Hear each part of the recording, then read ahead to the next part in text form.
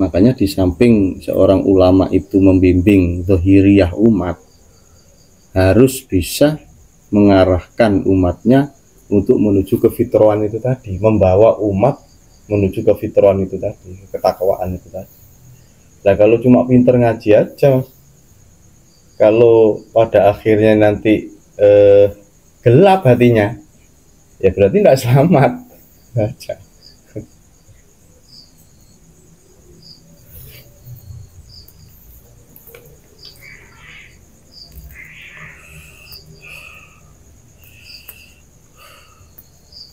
Ya ini kalau memang ini dipahami oleh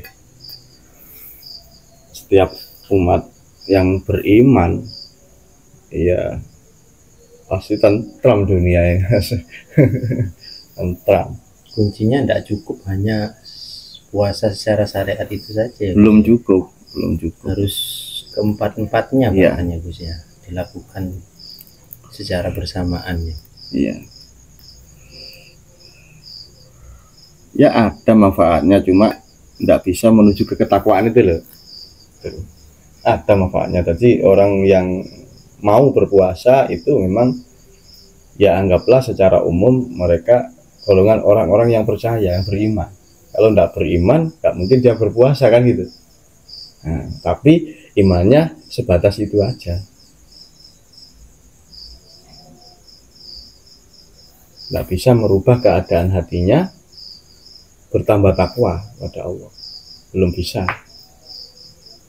Harus naik ke toreko, ke hakikat, baru merasakan kemakrifatan, baru disitulah dia akan paham semuanya apa sesungguhnya yang dimaksud puasa dan hari raya itu.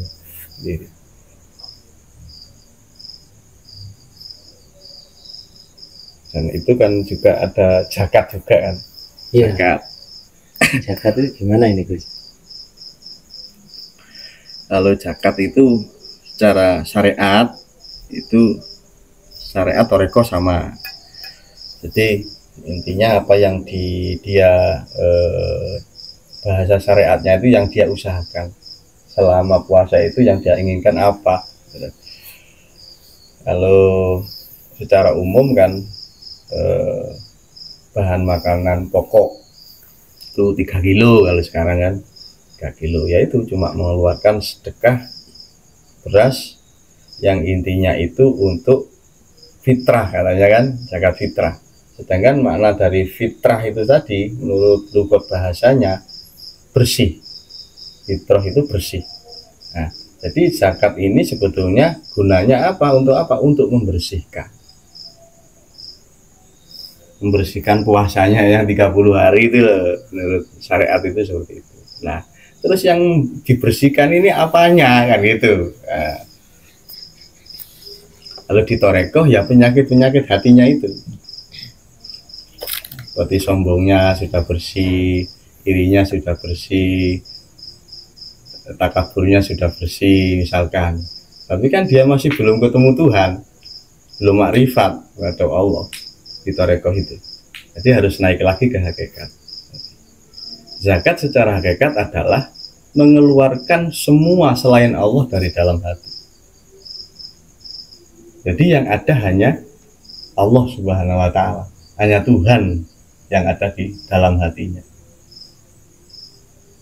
Itulah zakat secara hakikat. Yang sebenar-benarnya zakat mengeluarkan semua selain Allah dari dalam hati. Makanya baru tercapai la ilaha illallah. Itu tersambung.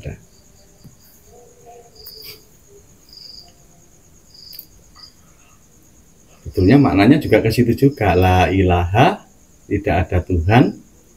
Tidak ada Tuhan. Tuhan apa? Ya Tuhan makhluk. Apa yang kita yakini itu semuanya tidak ada. Hanya Tuhan. Allah lah yang bisa hidup, yang bisa mendengar, yang bisa melakukan apapun di dunia ini.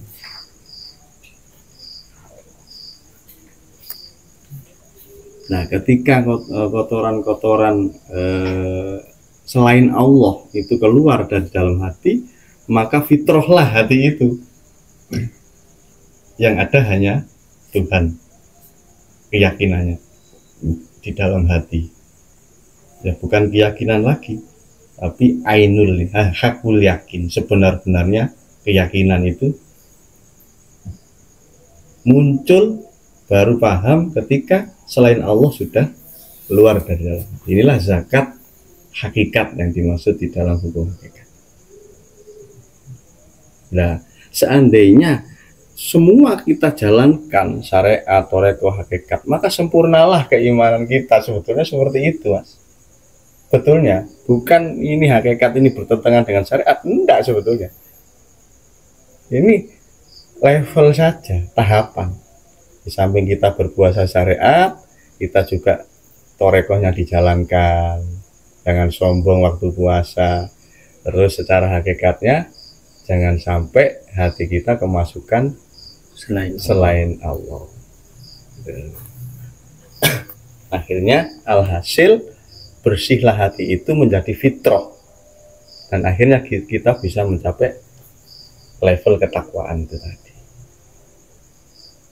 Maka kita akan bertemu dengan hari raya Idul Fitri sesungguhnya, hari terlepasnya hati dari belenggu-belenggu jajan nafsu.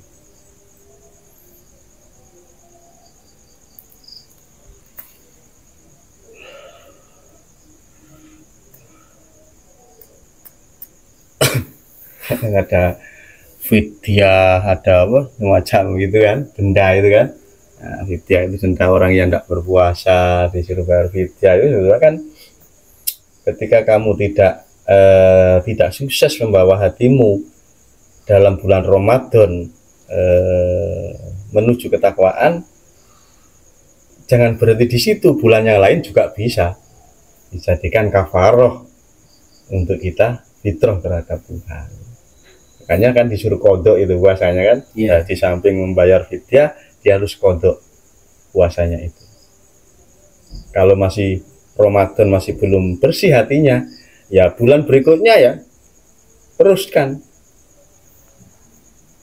Dimana caranya hati itu yang ada hanya Allah. Berarti kan bukan bulan Ramadan saja sebetulnya. Semua bulan itu kita gunakan untuk bertemu Allah gitu.